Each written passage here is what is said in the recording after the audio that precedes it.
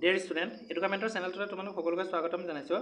আজি আমি ভিডিঅ'টোত ক্লাছ 10ৰ যিখন ছ'চিয়েল ছায়েন্স আছে সেই ছ'চিয়েল ছায়েন্সৰ ৰাজনৈতিক ভাগৰ যিটো প্ৰথম লেচন আছে সেই বিষয়ে আমি আলোচনা কৰিম। ঠিক আছে, প্ৰথম লেচনটোৰ নাম হৈছে ভাৰতীয় গণতন্ত্ৰ। এতিয়া গণতন্ত্ৰ মানে কি? গণ মানে কি হয়? গণ মানে হৈ গ'ল জনসাধাৰণ আৰু তন্ত্ৰ মানে কি হয়? তন্ত্ৰ মানে হৈ গ'ল শাসন কৰা। এইটো আমাক সকলোকে আমাক টিচাৰে কয়ে, এইটো কি হৈ গ'ল? শাসন কৰা। ঠিক আছে, প্ৰায় আমাৰ যেতিয়া 1947 চনত ভাৰত যেতিয়া স্বাধীন হৈছিলে, সেই স্বাধীন হোৱাৰ সময়ত আমাৰ ভাৰতক এখন কি দৰকাৰ হৈছিলে? আমাৰ ভাৰতবৰ্ষক এখন সংবিধানৰ দৰকাৰ হৈছিলে, আৰু সেই সংবিধানখন ৰচনা কৰিবৰ কাৰণে সংবিধান সভাৰ গঠন হৈছিলে। আৰু সেই সংবিধান সভাখন কিমান চনত গঠন হৈছিলে? 1946 চনৰ 9 ডিচেম্বৰ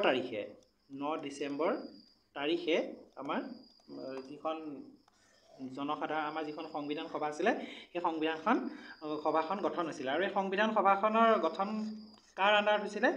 কেবিনেট মিছন, যিটো কেবিনেট মিছন আছে সেই কেবিনেট মিছনৰ আণ্ডাৰত আমাৰ সেই সংবিধান সভাখন গঠন হৈছিলে। আৰু এই কেবিনেট মিছনত কিমানজন মানুহ আছিলে? ইংলেণ্ডৰ 3জন কেবিনেট মন্ত্ৰীৰ দ্বাৰা গঠিত হৈছিলে। এইটো আৰু কি হৈছিলে? কনষ্টিটিউশ্যন এছেম্বলি গঠন কৰা হৈছিল। আৰু কনষ্টিটিউশ্যন এছেম্বলি গঠন কৰিবৰ কাৰণে কি গঠন কৰা হৈছে? কনষ্টিটিউশ্যন এছেম্বলি বা সংবিধান সভা গঠন কৰা হৈছিল। আৰু এই সংবিধান সভাখন প্ৰথমখন বৈঠক হৈছিলে কিমান? 1946 চনৰ 9 ডিচেম্বৰ তাৰিখে ইয়াৰ প্ৰথম সভা আলোচনা হৈছিলে বা প্ৰথমখন মিটিং বহিছিলে।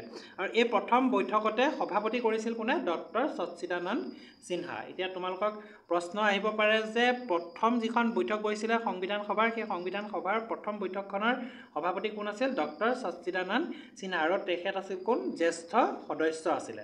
ঠিক আছে, ডক্টৰ ৰাজেন্দ্ৰ প্ৰসাদ হ'ল পিছত ডক্টৰ ৰাজেন্দ্ৰ প্ৰসাদ সংবিধান সভাৰ স্থায়ী সভাপতি হৈছিলে। আৰু এইটো কুৱেশ্যনো আহিব পাৰে যে সংবিধান সভাৰ স্থায়ী সভাপতি কোন আছিলে? ঠিক আছে, ডক্টৰ ৰাজেন্দ্ৰ প্ৰসাদ, এইটো কথা মনত ৰাখিবা।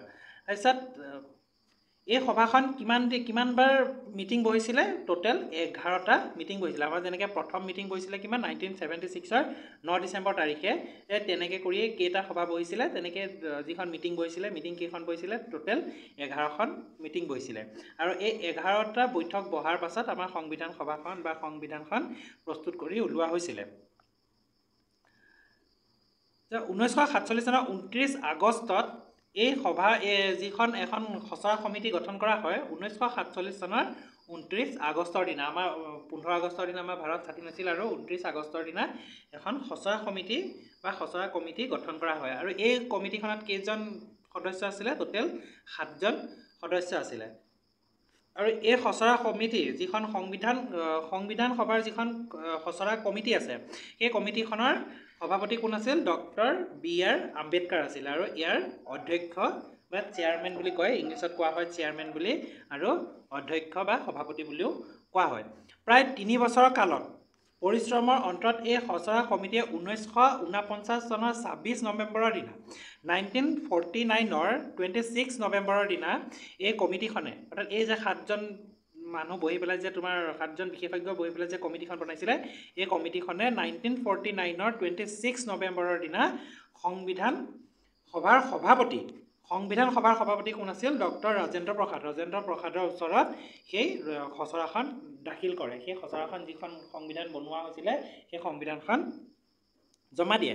আৰু সেইদিনাই ৰাজেন্দ্ৰ প্ৰসাদে সংবিধান সভাৰ প্ৰতিলিপি স্বাক্ষৰ প্ৰদান কৰে। আৰু যিদিনা তেখেতে মিটিঙত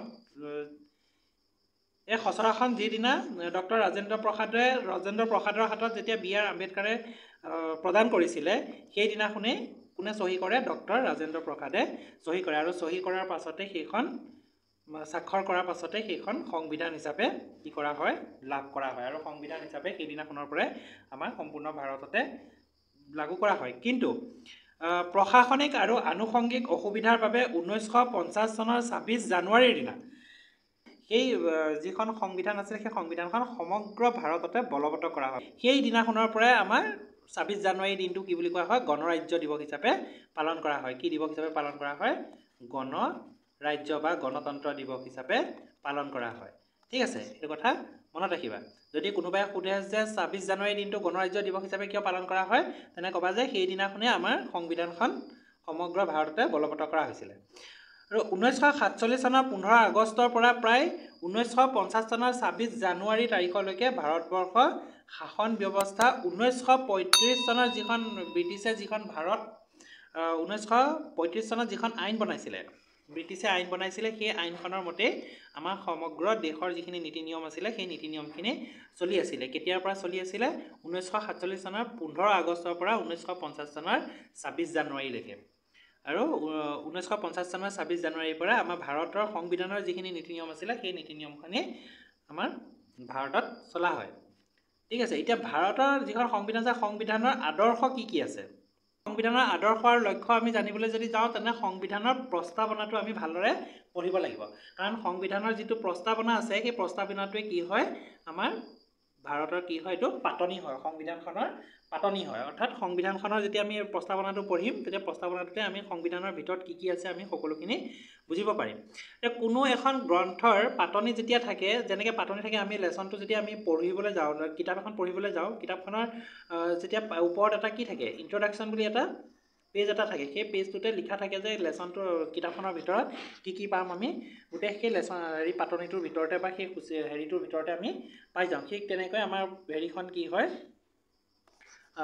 প্ৰস্তাৱনাটো কি হয়, এটা পাতনি হয়, যে সেইটো পঢ়িলে মানে আমি গোটেই তাৰ ভিতৰত কি কি লিখা আছে আমি বুজি পাব পাৰিম। ঠিক আছে, সংবিধানৰ প্ৰস্তাৱনাটো সংবিধানৰ মূল বিষয়বস্তু। এতিয়া প্ৰস্তাৱনাটো কি হয়, সংবিধানৰ মূল বিষয়বস্তু, আদৰ্শ আৰু লক্ষ্য হয়। যে সেইবাবে প্ৰস্তাৱনা কি হয়, ভাৰতৰ সংবিধানৰ আত্মা। প্ৰস্তাৱনা কি বুলি কোৱা হৈছে?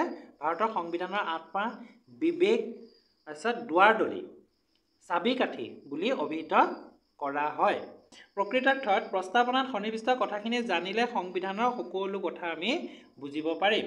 কাৰণ প্ৰস্তাৱনাৰ শব্দৰ মাজত লুকাই আছে সংবিধানৰ আদৰ্শ, দৰ্শন আৰু লক্ষ্য। সেইকাৰণে আমাক কি কয় যে প্ৰস্তাৱনাটো আমি ভালদৰে মনত ৰাখিব লাগে। আমি আৰু প্ৰস্তাৱনাৰ প্ৰথম যিটো শব্দ আছে কি বুলি কৈছে? কৈছে যে আমি ভাৰতীয় জনসাধাৰণে। ইয়াত কৈছে উই দ্য পিপল অফ ইণ্ডিয়া বুলি তাত আৰম্ভণি কৰা হৈছে।